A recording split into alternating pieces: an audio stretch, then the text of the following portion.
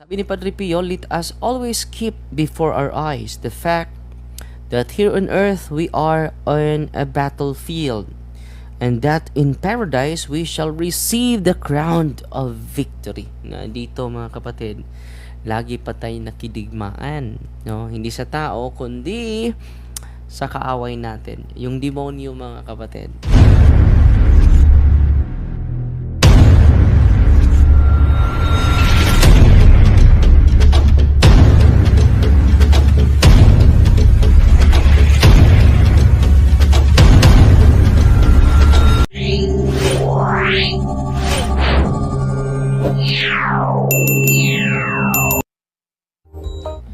Itong buhay natin ay Christian life. Ito po yung aklat natin kay Father Sikia mga kapatid. Mangutana lang unta ko, Father, okay ra ba ang holy and exercise water mo'y akong isulod sa jar aron maoy imnon labi na kun adunay okasyon sa balay? Yes, dili na sacrilege igsuon ang ilalagay nyo para makainom kayo. Lahat kayo di din maubos yung tubig ninyo. Gamitin niyo yung holy and exercise salt po. Maliit lang ang ilagay, okay? So ito yun, spiritual warfare muna tayo mga kapatid.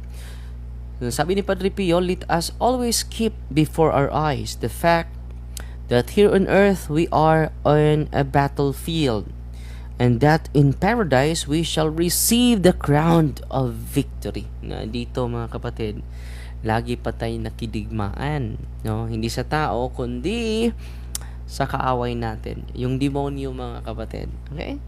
Christian life is a constant battle against evil. Sabi ni Padre Sikia, no? So kumu-quote siya sa sinabi ni Padre Pio. And then sabi din ni Father Sikia, Christian life is a constant battle against evil. Just as Jesus during his life had to struggle against the devil and his many temptation. Kita naman natin sa Ebanghelyo yan. Grabe yung temptation ni Kristo. Face to face yung harapan ni Kristo at sa mga demonyo, di ba? And this world defeat the devil. And defeat the devil, he came to defeat evil and defeat the prince of this world. Defeat the devil. So, pumupunta siya dito para ang sanlibutan ay maprotektahan sa demonyo. At tinalo talaga niya, literal, yung ating kaaway, ang demonyo. The devil tempted Jesus many times, and Jesus experienced temptation and persecution throughout his lifetime. Si Kristo, grabe yung mga temptation pero hindi siya nadala.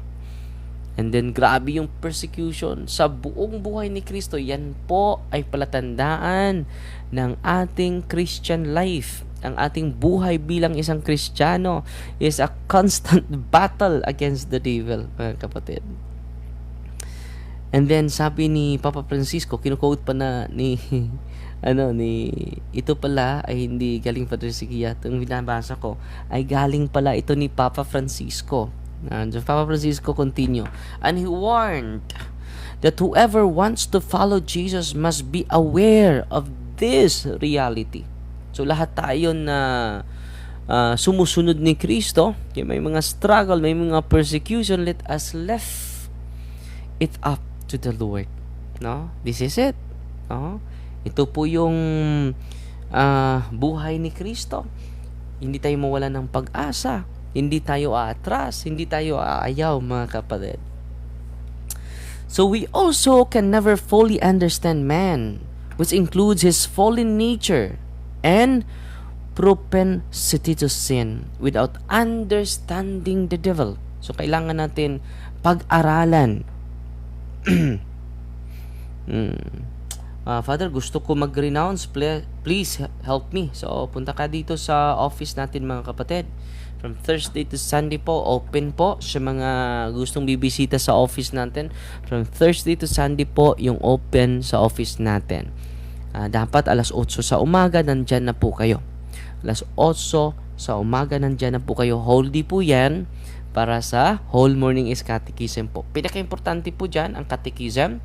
and receiving the sacrament of Christ, yung confession, anointing of the sick, and then yung mga hindi na makalakad, ibibigay natin ang katawan ni Kristo po. Yan po ang procedure natin, and then magsagawa ng prayer of liberation sa lahat ng pupunta doon, bumibisita. Okay?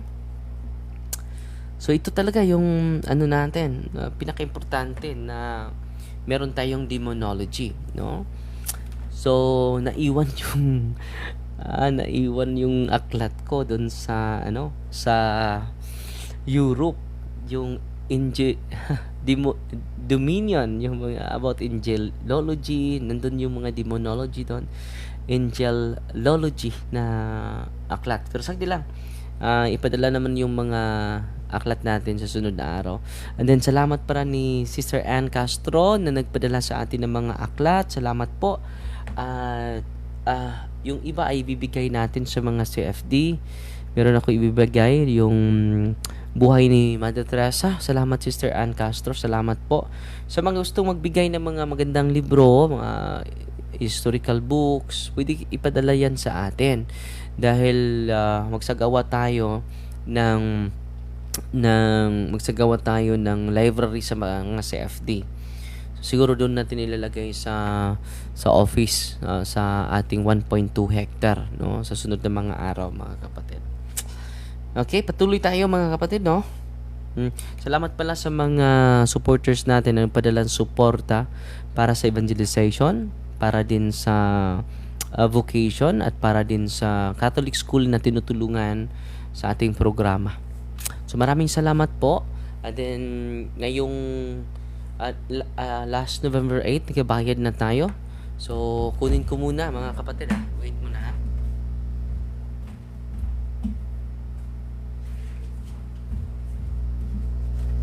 So ito na po mga kapatid. Ito po yung gasto natin. So liquidated lahat ito, no? So ito ang nabayad natin last sa mga seminarista po ito, no, na mga scholar, at sa mga scholars for seminarians, iba din yung mga scholars sa so liquidated po. So lahat ng mga pumasok sa ating account liquidated po sa ating sa ating mga sa finance committee. Meron po tayong finance committee. Dahil kahit piso wala tayong magasto dyan, ibibigay talaga natin sa inyong intention. So last October po gumagastos tayo dahil meron sila mga miscellaneous fee. Hindi lang 50,000, 62,700 po. Dito po yan, no? So may particular na mga presyo po yan dito sa mga seminarista natin. And then this month so ito po ang nabayaran natin. So, salamat po sa mga nagpadala, no? Maraming salamat po. And then ang nabayaran natin this October, malaki po. 74,661 po. And then merong pirma dito. Si internal auditor na lang ang hindi nakapirma. So merong pirma, yung internal auditor na lang hindi naka-sign po. Okay? So yan po ang dinadala ninyo. Nakabayad na po tayo sa bakit ba nius-us ang akong mga siniguranan. So ito po yung na. So meron tayong scholar in charge, meron seminarian in charge, and then internal auditor natin. So yun po, malinaw po yan, no? With so tinutulong talaga natin sa mga seminarista yung pinadala nyo sa GCash at sa PNB public account ko. Okay? So maraming salamat. At then patuloy tayo mga kapatid. Nasaan tayo?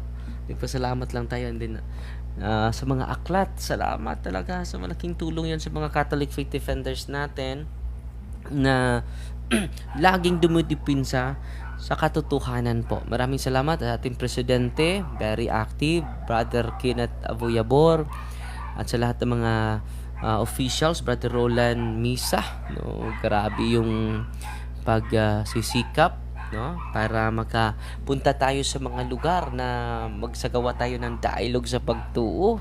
No? So, pasalamat tayo sa kanila mga kapatid. And then we also can fully understand, so kailangan talaga natin na mag-study sa demonology. Actually, we will not be able to fully understand our redemption and what Jesus did for us without understanding also about the devil. So, kailangan talaga tayo mag-study. So, nandito tayo, nagbabasa, nag-aaral, at sinishare ko sa inyo. Ngayon, nagbabasa din tayo ng, dahil this coming Saturday, magbibigay tayo ng talk.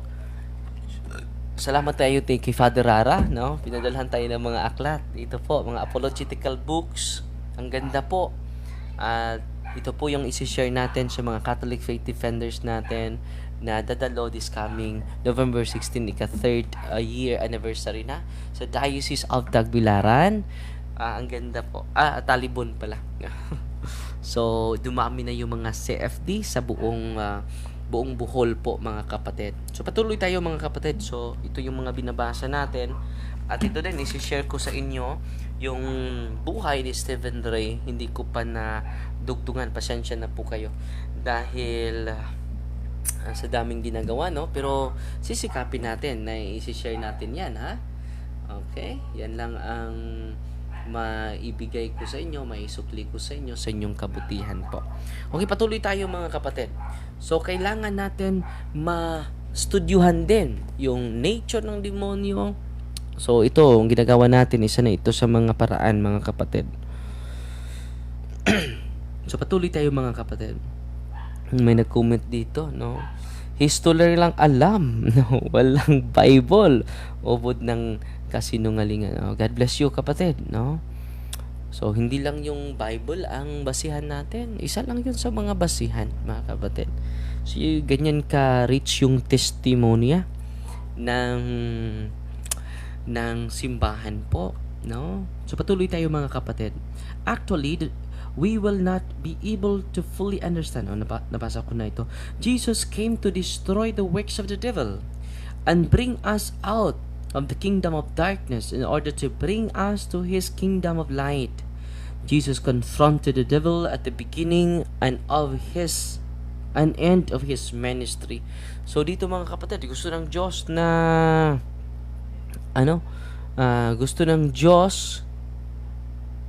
gusto ng Diyos na ma-destroy yung mga kabalastugan ng demonyo. And then, yan ang rason bakit nandito tayo. Para kunin tayo sa kanyang kaharian, sa kadiliman, at ibalik at dadalhin sa kaharian ng liwanag. Jesus confronted the devil at the beginning and end of his life. So, yung confrontation ng Diyos, ni Kristo sa demonyo from the beginning of his existence until the end of his life. Yan ang kahulugan ng constant battle eh. Christian life is a constant battle against the devil, mga kapatid. Ang ganda. So patuloy tayo. Jesus tangled with the devil and his demons continually during his ministry. With the devil and his demons. Jesus tangled with the devil and his demons continually during his ministry. Just right after his baptism in Jordan, he confronted the devil in the desert. And even his first miracle after his baptism was an exorcism. Yung first miracle niya after baptism is exorcism agad. Grabe.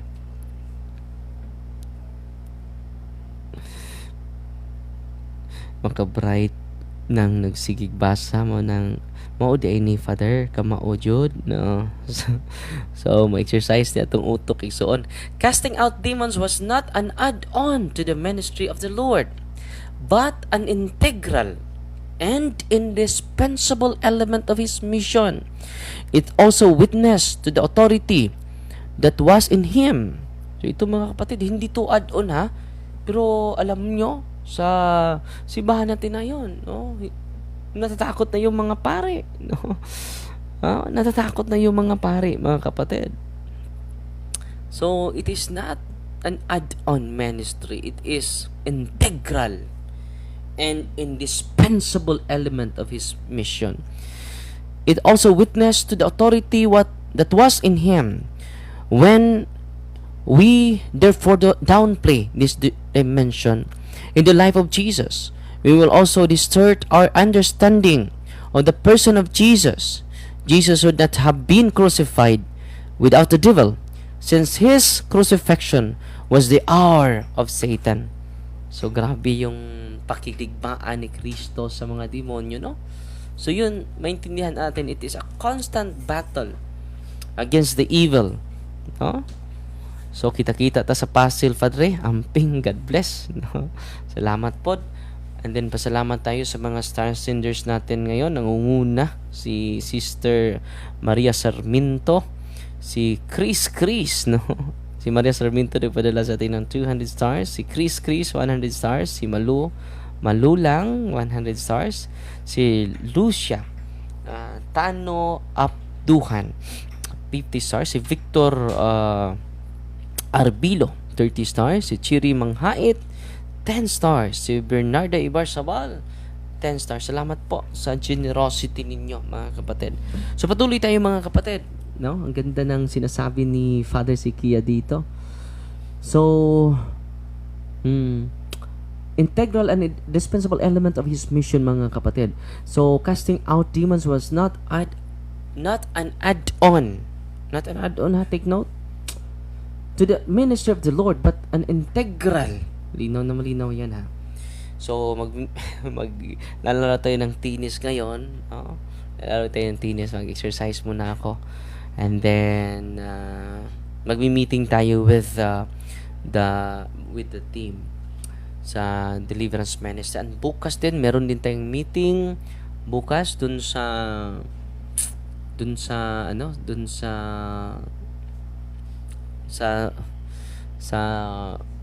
syudad, sa mga CFD din, no? Lagi tayong nagmi-meeting sa kanila.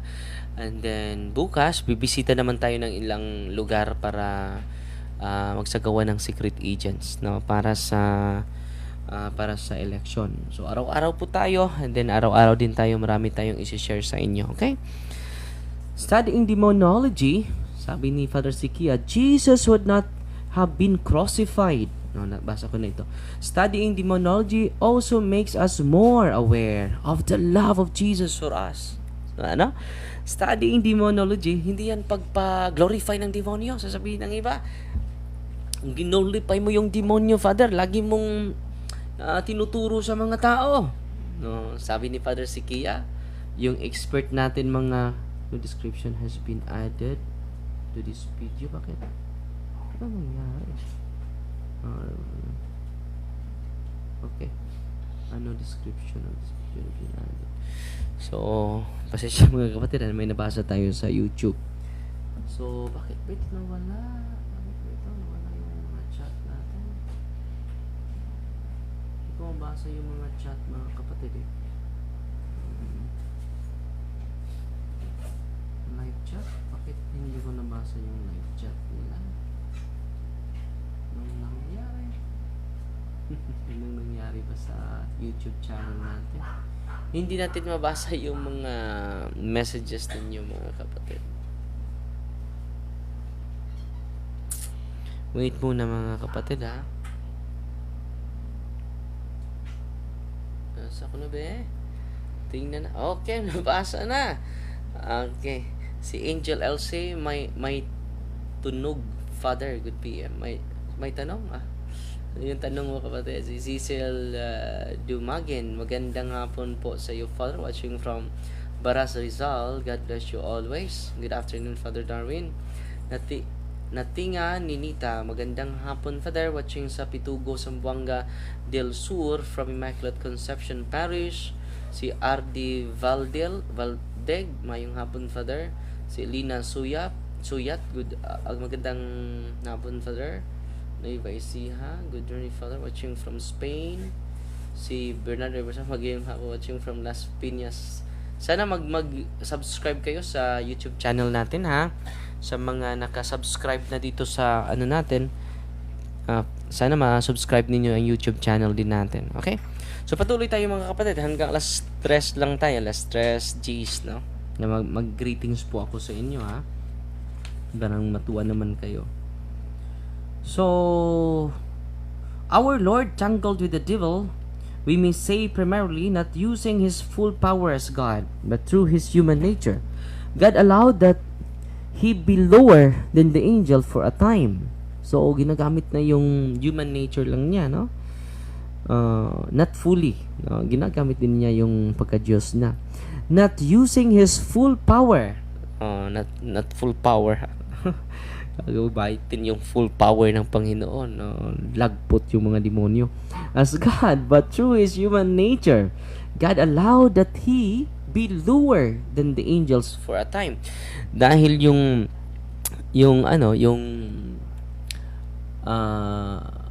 ang tao ay lower than the angel, di ba? Created lower than the angel. And then naging tao ang Diyos, di ba? So that by defeating this adversary through his humanity, we who are lower than angels would never again have to be afraid of the devil. Yan po. Para hindi na tayo matatakot sa demonyo and his minions. And that we would even be able to trample them under our feet. God condescended to become man and do battle with the mere creation of his for love of us. So, anong rason ito? For his love. Bigyan natin ng papuri ang Diyos, no? Grabe yung pag-ibig ng Diyos sa ating lahat, mga kapatid. This is something that we must reflect more about. So, matutuwa tayo. Magagalak tayo.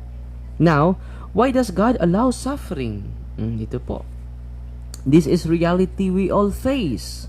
To manifest his infinite love through us, Jesus himself endured suffering in all its forms. Grabe yung suffering ni Kristo. In their highest degree possible, he embraced suffering with love and obedience. Therefore, save us all. Bakit yung suffering kind experience, even Jesus Christ, he is not exempted to save us. So the result of suffering with love, obedience, full obedience to God, it causes redemption. Saints knew the meaning of suffering. Therefore, its true value. So nakikita ng mga santo, anong kalugan ng suffering? They were able to maximize suffering to gain high degree of merit and give great glory to God. The more we suffer, the more we experience sacrifices, we save our world. No, i-contextualize natin ito sa eleksyon. Kapag magsakripisyo tayo, hindi tayo tatanggap, hindi tayo bibili, it is a redemption of our town. Grabe, no? They were able to maximize suffering. So yung mga pagsubok nila sa buhay, to gain high degree of merit and give great glory of God. So grabe yung grabe yung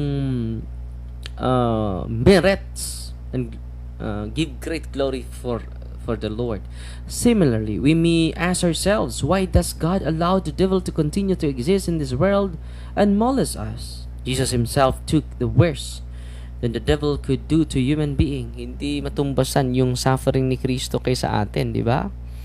Grabe yung kay Kristo. Sa atin ay cute lang itong natin. He allowed his human nature to be for a time subjected to the devil's most powerful onslaughts, and through this destroyed humanity's slavery to the devil. So dito po sa pagkapanalo ni Kristo, ito po yung atin din na pagpanalo against sa demonyo. Saints know why God allows the devil to still roam this earth. They know the meaning behind this reality and true value that can be gained by properly responding to it. So, yung demonyo ay makatulong din natin to increase our sanctification.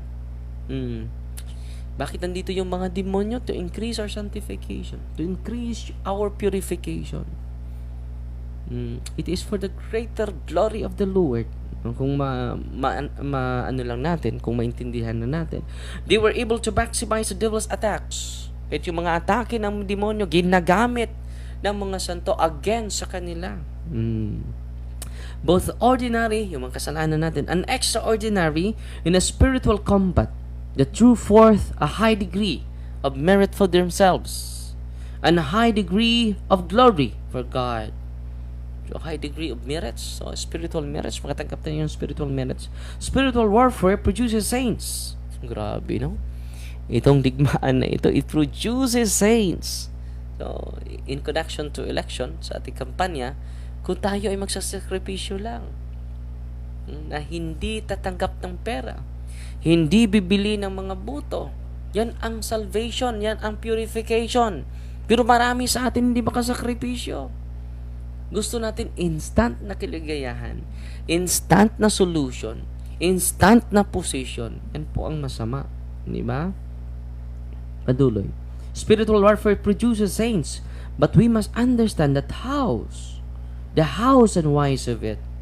Sabi ni Saint Augustine, an artist, God makes use even the devil. Yan ang talino ng yun katalino yung Diyos. An artist, ang Panginoon, makes use even the devil. Sino nasabi nito? Si Saint Augustine po. So, yan lang sa muna mga kapatid, no? Dahil alas 3 na, pupunta tayo sa so, ang dami ko pang i-share sa inyo so hindi na ito matapos natin ng isang oras lang, 30 minutes lang. So sana po ay naka-share po ako sa inyo ngayon ng kaalaman, no? At 3 po yung binabasa natin, ito po, no? So para po sa inyo hindi tayo titigil sa pag-aaral, para po sa inyo hindi tayo titigil sa pagbabasa, for the love of God, no? And for the love of the people of God. So yan ang gagawin natin. So meron tayong oras sa pagdasal, meron din tayong oras sa paglalaro, meron din tayong homecoming pala ngayon sa Cebu. Hindi tayo nakapunta dahil ngayon lang tayo nakarating galing sa Europe. Mauwaw ng puntang Mulakaw punta, bago patang abot Lakaw na pugo. So karon nanatili ako sa kumbento dahil almost 1 month din ako nawala dito sa mga parokyano natin. So bibisita tayo ngayon, kung mayroon tayong madaanan na mga nagtapok atong walihan about sa election. Yan ang krusada natin ngayon mga kapatid, no?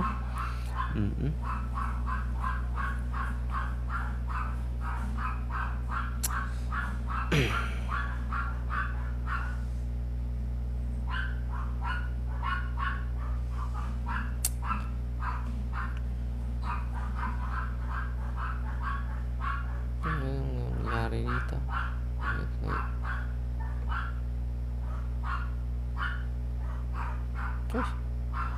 Nawala. Excuse muna mga kapatid na nawala. Okay.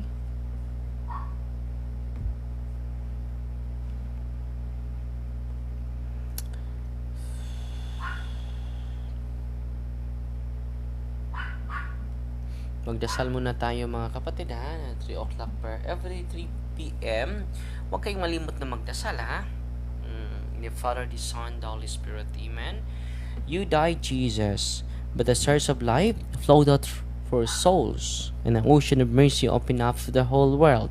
O fountain of life, unfathomable divine mercy, envelop the whole world and empty yourself out upon us. O blood and water, which flowed out from the heart of Jesus, as fountain of mercy, I trust in you. O blood and water, which flowed out from the heart of Jesus, as a fountain of mercy, I trust in you. Holy God, Holy Mighty One, Holy Immortal One, have mercy on us and the whole world. Holy God, Holy Mighty One, Holy Immortal One, have mercy on us in the whole world. Holy God, Holy Mighty One, Holy Immortal One, have mercy on us in the whole world. Amen. Jesus, King of mercy, we trust in you. In the name of the Father, and of the Son, and of the Holy Spirit. Amen.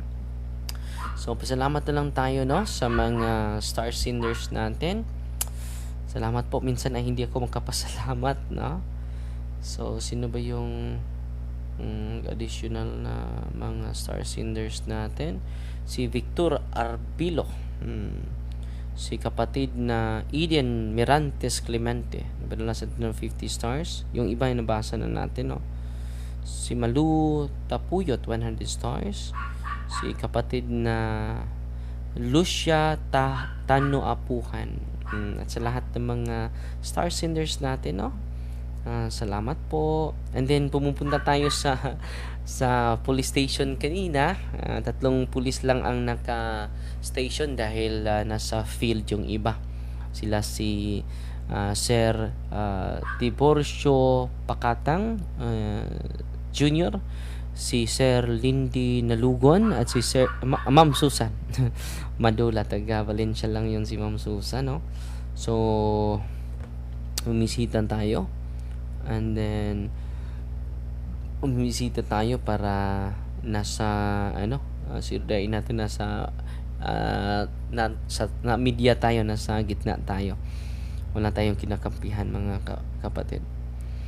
Okay, para kasuhan talaga natin yung mga. So, 3 po itong moral solution against vote buying, spiritual solution, moral solution, and legal solution. Itong 3 ang ginagamit natin.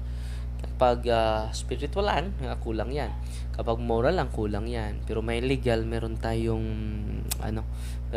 hold. So, yan lang sa muna, mga kapatid, Fight Team Maria, tatak CFT with a humble heart po. God bless. Make His message known is our responsibility. So here we are to pledge our lives to the Lord of eternity.